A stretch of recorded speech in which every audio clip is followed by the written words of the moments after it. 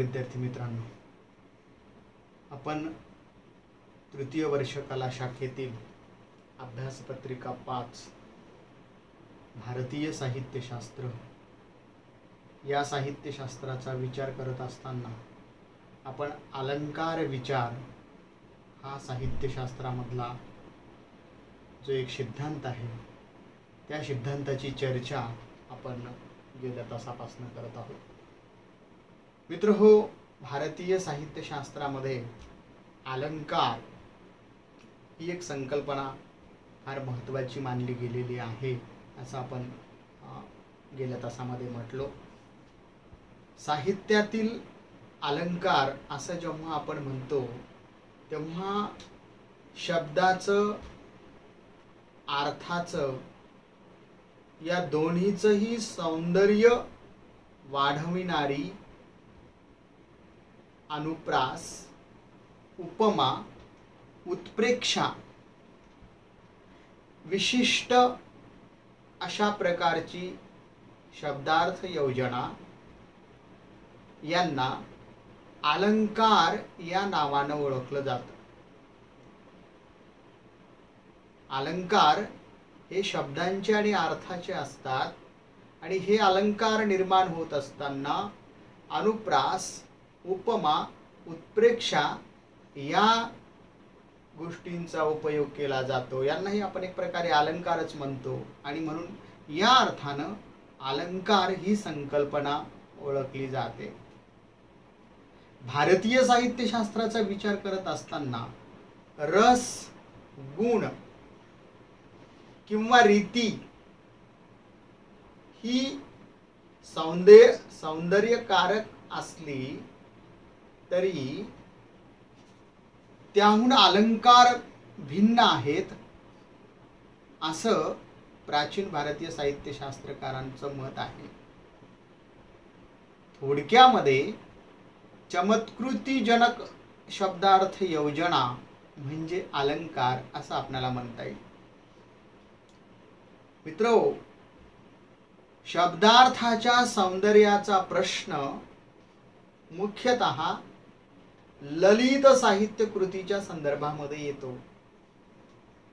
जेव्हा आपण ललित साहित्य कृतीचा अभ्यास करतो तेव्हा शब्दांचं सौंदर्य काय आहे आणि त्या शब्दामधल्या सौंदर्याचा अर्थ काय आहे हा अभ्यास ललित साहित्याच्या पातळीवर आपण करतो आणि त्यामुळं अलंकाराची चर्चा ही साहित्यशास्त्रामध्ये अपरिहार्य ठरलेली आहे किंवा आपण असं म्हणू की अलंकाराची चर्चा ही प्रामुख्यानं साहित्यशास्त्रामध्ये म्हणूनच अपरिहार्य ठरते। आपण पाहिलं गेल्या तासामध्ये की अलंकार या शब्दाचा मुख्य अर्थ दागिना किंवा शोभदायक, शोभकारक, शोभा आणणारी अशा प्रकारची वस्तू आहे। विविध प्रकारच्या दागिन्यांनी जसं आपलं शरीर सुशोभित होतं त्याच प्रकारे मित्रांनो निरनिराळ्या अलंकारांनी, शब्दांच्या अलंकारांनी साहित्य सजवलं जातं अशी कल्पना हा शब्द साहित्याच्या संदर्भामध्ये वापरण्यामागे आहे। अलंकार हा शब्द साहित्यामध्ये वापरण्याच्या माग हा दृष्टिकोन आहे, हा हेतू आहे की जसं आपलं शरीर दागिन्यांनी, आभूषणांनी सुंदर होतं त्याच प्रकारे शब्दांचं सौंदर्य जेव्हा साहित्यकृतीमध्ये प्रतीत होतं तेव्हा साहित्य अलंकृत बनतं। म्हणून या अर्थानं अलंकार हा शब्द साहित्यशास्त्रामध्ये वापरण्यात आलेला आहे। प्राचीन भारतीय संस्कृत साहित्यशास्त्रकारांनी शब्दार्थांना काव्याचं शरीर मानलेलं आहे। शब्द आणि अर्थ हे काव्याचे शरीर आहेत हे प्राचीन संस्कृत साहित्यशास्त्रकारांनी मानलेलं आहे असं आपण म्हणालो। रीती अथवा विशिष्ट शब्दरचनेमुळे निर्माण होणारी भाषा शैली म्हणजे प्राचीन भारतीय साहित्यशास्त्रकारांच्या मते या काव्यरूपी शरीराच्या अवयवाची ठेवण आहे. म्हणून श्लेष, प्रसाद, समता, माधुर्य, सौकुमार्य, अर्थव्यक्ती, उदारता, ओजस, क्रांती आणि समाधी ह्या ज्या निरनिराळ्या रीती आहेत, या रीतींची किंवा गुणांची तुलना प्राचीन भारतीय साहित्यशास्त्रकारांनी त्यांनी शरीर धारण करणाऱ्या काव्य सुंदरीच्या स्वभाव गुणाशी केली.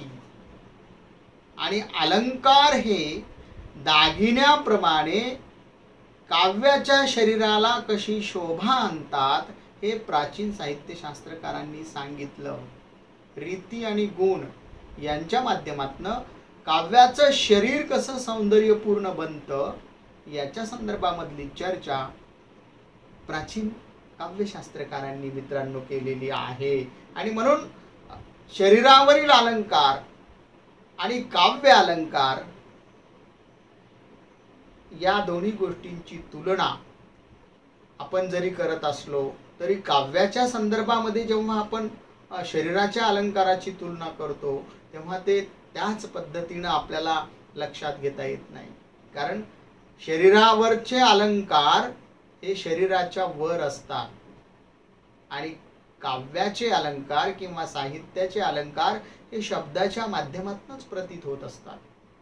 एक प्रकारे शब्दच हे साहित्याचे अलंकार असतात. शब्दांच्या माध्यमातूनच भाषेचं उपयोजन जेव्हा निर्माता, लेखक, कवी करत असतो तेव्हा त्याच्या निर्मितीमध्येच, त्याच्या शब्दामध्येच काव्याची सौंदर्यता तो फुलवत असतो. आता हे काव्याचं सौंदर्य फुलवण्याची जी शक्ती आहे, प्रतिभा शक्ती, ती विशिष्ट लोकांकडेच, विशिष्ट कवीकडं, विशिष्ट लेखकाकडेच असते. म्हणून आपली भाषा ही कवीसारखी नसते, म्हणून आपल्याला कवीसारखं लिहिता येत नाही, म्हणून आपल्याला लेखकासारखं सुंदर सुंदर वर्णन करता येत नाही. शब्दांच्या माध्यमातूनच वापरली जाणारी ती भाषा असते आणि तिला सौंदर्य प्राप्त होतं, तीच अलंकृत होते. ती कशी होते, भाषा अलंकृत कशी होते, काव्य अलंकार कसे घडतात, ते शब्दार्थानेच कसे घडतात, या अर्थाचं वर्णन प्राचीन संस्कृत साहित्यशास्त्रकारांनी त्यांच्या भूमिकेमध्ये मांडलेलं आहे.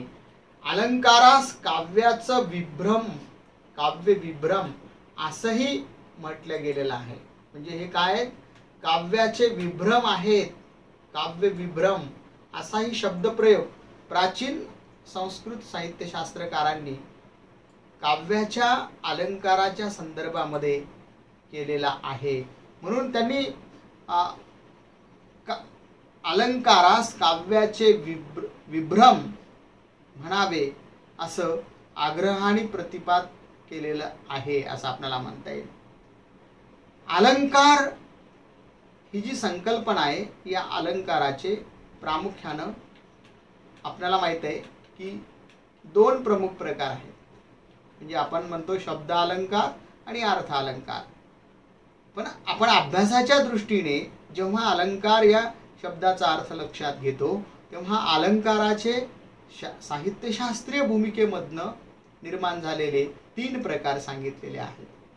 शब्द अलंकार, अर्थ अलंकार आणि उभय अलंकार असे अलंकाराचे एकूण 3 प्रकार मानलेले आहेत.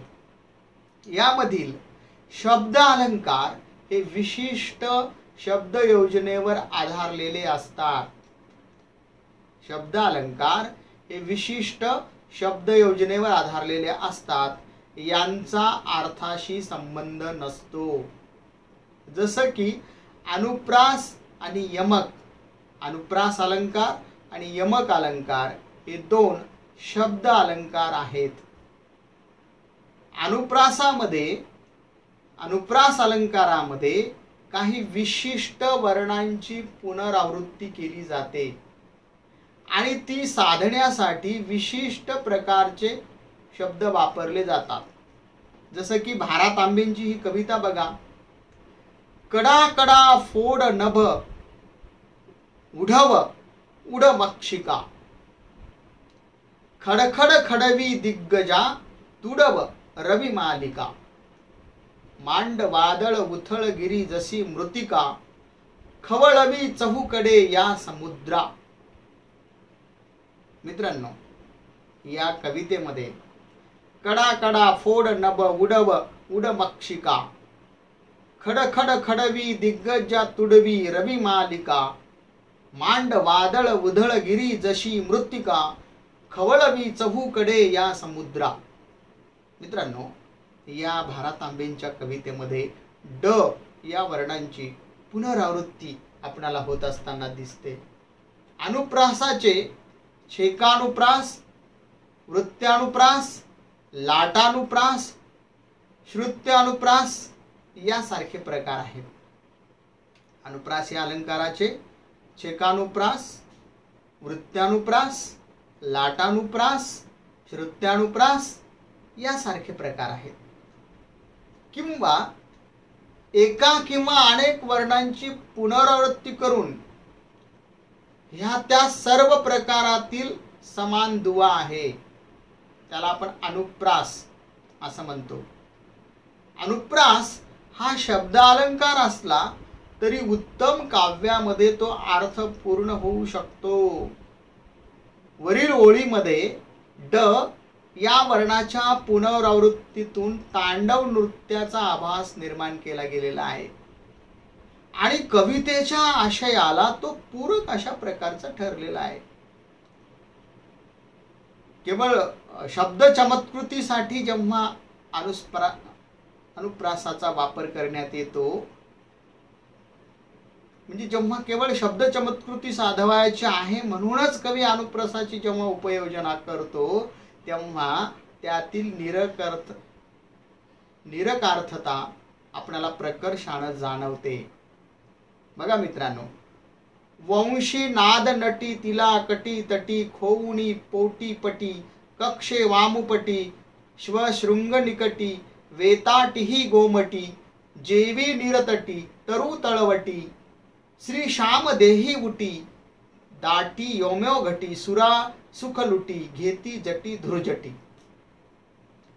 वामन पंडिताच्या या रचनेमधील ट या वर्णाची जी या कवितेमध्ये पुनरावृत्ती या रचनेमध्ये जी वामन पंडितांनी पुनरावृत्ती साधलेली आहे, ही पुनरावृत्ती आपल्याला निरर्थक अशा प्रकारच्या ज्या अर्थांची प्रकृती आहे ती कशी असते ते आपल्याला या पद्धतीने लक्षात येतं. यमक हा जो अलंकार आहे, या यमक मध्ये वर्णाची पुनरावृत्ती होते. यमक अलंकारामध्ये विशिष्ट वर्ण पुनरावृत्त होतं, तथापि तिचं स्वरूप अनुप्रासात होणाऱ्या वर्णाच्या पुनरावृत्तीहून भिन्न असतं. काहींच्या मते, काही अभ्यासकांच्या मते यमक हा अनुप्रासाचाच एक प्रकार होय. यमकात वर्णावृत्ती ही विशिष्ट स्थानी होत असते. ही स्थान लक्षात घेऊन यमकाचे विविध प्रकार मानले गेलेले आहेत. यमकाची स्थान निश्चिती लक्षात घेऊन यमकाचे विविध प्रकार मानले गेलेले आहेत. त्या प्रकारांपैकी अंत्ययमक हा प्रकार मराठी कवितेला अत्यंत जवळचा वाटतो. गीताचं जे आपण प्रत्येक गीत जर आपण ऐकतो तर त्या गीतामध्ये काही यमक साधलेलं असतं, ठीक आहे. म्हणून कवितेच्या प्रांतामध्ये सुद्धा मराठी कवितेमध्ये अंत्ययमक हा जवळचा वाटलेला आहे. बराच काळ हा अंत्ययमक मराठी कवितेचा अपरिहार्य घटक मानला गेलेला आहे. अंत्ययमकामध्ये एका चरणाच्या शेवटी आलेला एक वर्ण उपांत्य स्वरसहित दुसऱ्या चरणाच्या शेवटी यावा ही किमान अपेक्षा असते. तसेच यमकासाठी वापरलेल्या शब्दाचा अर्थ भिन्न असला पाहिजे. म्हणजे एकच एक शब्द वापरून चालणार नाही, त्याच्यामध्ये शब्दांच्या अर्थाची वैविध्यता पाहिजे. अनेक मराठी कवीने हा नियम काटेकोरपणे पाळलेला नसला तरी मोरोपंतासारख्या कवींनी मात्र 51 अधिक वर्णांची यमक अर्थभेदासह साधलेली आहेत. बघा उदाहरणामध्ये, देऊणी उत्साह मला श्री भागवतार्थ वदविलासाचा, देऊणी उत्साह मला श्री भागवतार्थ वदविलासाचा, आनंद यापुढे तो तुच्छ ब्रह्मादी पदविलासाचा. म्हणजे एकच शब्द न घेता शब्दांचं वैभिन्य आणि अर्थांचं वैभिन्य. म्हणजे बघा, देऊणी उत्साह मला श्री भागवतार्थ वदविलासाचा, साचा. दुसऱ्या ओळीमध्ये बघा, आनंद यापुढे तो तुच्छ ब्रह्मादी पद विलासाचा, विलासाचा. म्हणजे साचा हा जो यमक आहे, हा यमक या दोन्ही ओळींमध्ये आपण बघतो की अतिशय मोरोपंतांनी यथोचितपणे इथे वापरलेला आहे. तिसरा जो प्रकार आहे अलंकाराचा, आपण म्हणालो अर्थ अलंकार. हा म्हणजे पहिला आपण शब्द अलंकारावर बघितलं, 2 त्याचे उपप्रकार बघितले, अनुप्रास आणि यमक. शब्द अलंकाराचे 2 प्रकार बघितले आपण, अनुप्रास आणि यमक. आपण दुसऱ्या प्रकाराकडे जातोय ज्याचं नाव आहे अर्थ अलंकार. अर्थ अलंकार. आता अर्थ अलंकार, अर्थाच्या पातळीवर निर्माण होणारा अलंकृत अशा प्रकारचा शब्दांचा अर्थ. अर्थ अलंकार. अलंकार हा कसा आहे, अर्थाच्या पातळीवरचा दागिना. आता हे अर्थाच्या पातळीवरचा दागिना कसा निर्माण होतो त्याची चर्चा आपल्या संस्कृत साहित्यशास्त्रामध्ये केल्या गेलेली आहे. आणि त्यामुळे अर्थ अलंकार अर्थावर अधिष्ठित असतात असं आपण म्हणू शकतो. अर्थ अलंकार हे अर्थावर अधिष्ठित असतात. शब्द अलंकारात विशिष्ट शब्दातील विशिष्ट वर्णाक्षर महत्वाची मानलं जातात. म्हणजे आपण अनुप्रास आणि यमक यांची जी वर उदाहरणं बघितली त्याच्यावरून आपल्याला दिसून येतं. मित्रांनो, बहुसंख्य अलंकार हे अर्थावरच आधारलेले आहेत. दोस्तो, अर्थ अलंकार कसे निर्माण होतात याचा विचार करून निरनिराळ्या तत्वांवर त्याचं वर्गीकरण करण्याचा प्रयत्न प्राचीन भारतीय साहित्यशास्त्रकारांनी केलेला आहे. म्हणजे कशा प्रकारे अर्थ अलंकाराचं स्वरूप आहे याचं अभ्यासाचं सूत्र प्राचीन भारतीय साहित्यशास्त्रकाने वेगवेगळ्या पद्धतीने मांडण्याचा प्रयत्न केलेला आहे. आणि म्हणून त्या अर्थानं अर्थ अलंकाराचा विचार करत असताना अर्थ अलंकार हे अर्थावरच आधारलेले असतात असं आपण म्हणतो आहोत. त्यातील अमुक एक वर्गीकरण अर्थ अलंकाराच्या पातळीवरचं अमुक एक वर्गीकरण सर्वस्वी ग्राह्य आहे असं आपल्याला म्हणता येत नाही. एखाद्या अलंकाराचं एक वैशिष्ट्य ध्यानात घेऊन त्याला एका विशिष्ट वर्गात टाकले असता त्याच्या दुसऱ्या एखाद्या वैशिष्ट्यानुसार तो दुसऱ्या एखाद्या वर्गातही बसू शकेल असंही केव्हा केव्हा आपल्या लक्षात येतं. म्हणजे अर्थांच्या पातळीवरचे जे अलंकार आहेत हे अलंकार विशिष्ट अशा प्रकारे आपल्याला विशिष्ट पद्धतीनं चौकटीमध्ये बंदिस्त करता येत नाही. ते अर्थांच्या पातळीवरचेच असल्यामुळं त्याच्यामध्ये अर्थ वैभिन्य असल्यामुळं ते वेगवेगळ्या पातळ्यांवर वेगवेगळ्या प्रकारे निर्माण होत असतात, म्हणून त्यांचा विशिष्ट अशा प्रकारचा वर्ग निर्माण करता येत नाही. अलंकाराचे रेखीव आणि सर्वस्वी बंदिस्त असं वर्गीकरण करणं या सगळ्या गोष्टींमुळे अवघड होऊन जातं की त्या अर्थांच्या पातळीवर भिन्न भिन्न स्वरूपामध्ये आपल्या समोर येतात. किंवा अलंकाराच्या वर्गीकरणाचं एक उदाहरण म्हणून रुय्यकाच्या अलंकार सर्वस्व या ग्रंथातील अलंकाराचे हेर्मान याकोबी यांनी दाखवलेलं वर्गीकरण पाहण्यासारखं आहे. हे वर्गीकरण 9 तत्वावर आलेलं असून ती 9 तत्व कोणत्या प्रकारची आहेत त्याचा विचार आपण इथे थोडक्यामध्ये करूयात. की ते अलंकाराच्या पातळीवरचं हे जे वर्णन आहे हे नेमकं कसं आहे या संदर्भामधली मांडणी जी हेर्मान याकोबी यांनी केलेली आहे.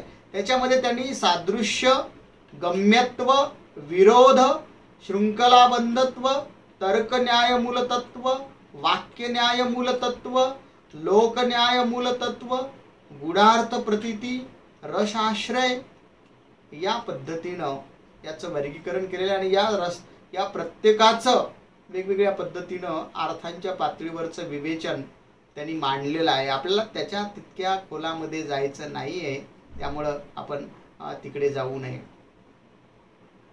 मित्रांनो, साधर्म्यावर आधारलेल्या अलंकारापैकी उपमा या अलंकाराचं महत्त्व मोठं आहे. उपमा हा एक अत्यंत प्राचीन अशा प्रकारचा अलंकार आहे. उपमेचा उल्लेख यास्काच्या निरुक्ततही आढळतो. ऋग्वेदामध्येही उपमा आहेत. सर्व अर्थालंकार म्हणजे एका उपमेचीच विविध रूपे आहेत अशा प्रकारचा विचार संस्कृत साहित्यशास्त्रामध्ये मांडला गेलेला आहे. भिन्न वस्तूंमधील साधर्म्य दाखवून उपमा हा अलंकार साधला जातो. हे साधर्म्य 2 वस्तूंमधलं कशा प्रकारचं आहे ते या उपमा अलंकारामध्ये प्रामुख्यानं सांगितलं जातं. उपमा अलंकार आपण व्याकरणामध्ये अलंकाराच्या संदर्भाने चर्चा करत असताना 10वी पर्यंत तुम्हाला मी म्हणेल की अलंकार हे आपण पाहिलेले आहेत. म्हणून उपमा हा जो अलंकार आहे या पद्धतीनं उपमा अलंकार हा सर्वश्रेष्ठ अलंकार आहे असं प्राचीन भारतीय साहित्यशास्त्रकारांनी या अनुषंगानं म्हटलेलं आहे. मित्रांनो, अलंकाराची ही चर्चा भारतीय साहित्यशास्त्राच्या पातळीवर म्हणजे शब्द अलंकार, अर्थ अलंकार आणि दोन्ही मिळून निर्माण झालेला अलंकार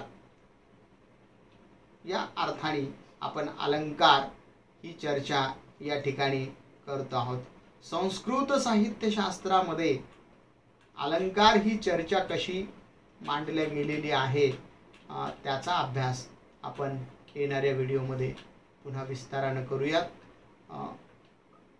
थोडक्यामध्ये संस्कृतातील अलंकार विचार चर्चा हा जो भाग आहे तो भाग मला वाटतं आज इथं आपण थांबूयात.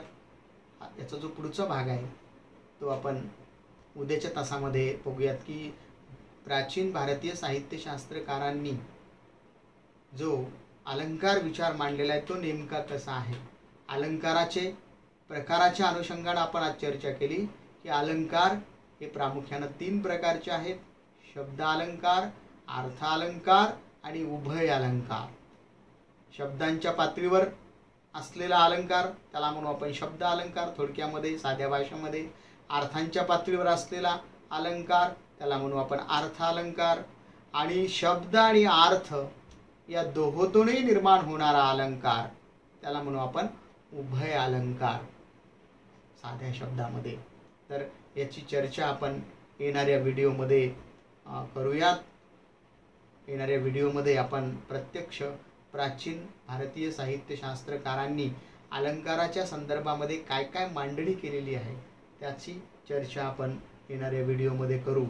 तोपर्यंत तुम्ही माझे व्हिडिओ असेच बघत राहा, माझ्या व्हिडिओला लाईक करत राहा, हे व्हिडिओ शेअर करीत राहा, हे व्हिडिओ बघण्यासाठी आपल्या मित्रांना उद्युक्त करा. व्हिडिओ बघितल्यानंतर प्रतिक्रिया द्या आणि हो, माझं चॅनल सबस्क्राईब करा. मित्रहो, इथे जे बेल आयकॉन बटन दिसते त्या बेल आयकॉन बटनला क्लिक करा, म्हणजे माझे जे नवनवीन व्हिडिओ आहेत हे व्हिडिओ तुम्हाला पाहायला लगेच उपलब्ध होतील, तुम्हाला तसे संदेश येतील. मित्रहो, गुगल क्लासमध्येही तुम्ही ॲक्टिवेट व्हा. गुगल क्लासमध्येही मी वेगवेगळ्या प्रकारची माहिती टाकतो आहे, वेगवेगळ्या प्रकारचं साहित्य टाकतो आहे. आपण व्हिडिओच्या माध्यमातून बघतोय, पण व्हिडिओच्या माध्यमातून बोलत असताना खूप अडचणी येतात, टेक्नॉलॉजिकली खूप अडचणी निर्माण होतात, किंबहुना सांगत असतानाही मी बऱ्याचशा गोष्टी राहून जातात. म्हणून याच्यासाठी आपल्याला चांगल्या पद्धतीचं अभ्यासाचं साहित्य उपलब्ध करून देण्यासाठी गुगल क्लासमध्ये या सगळ्या प्रकारचं साहित्य PDF स्वरूपामध्येही मी तुम्हाला ठेवणार आहे.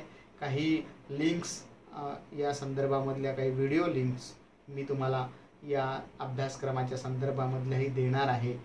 आपण असेच भेटूयात. तुम्ही स्वस्थ राहा, मस्त राहा, काळजी घ्या, एवढंच सांगतो आणि थांबतो. धन्यवाद.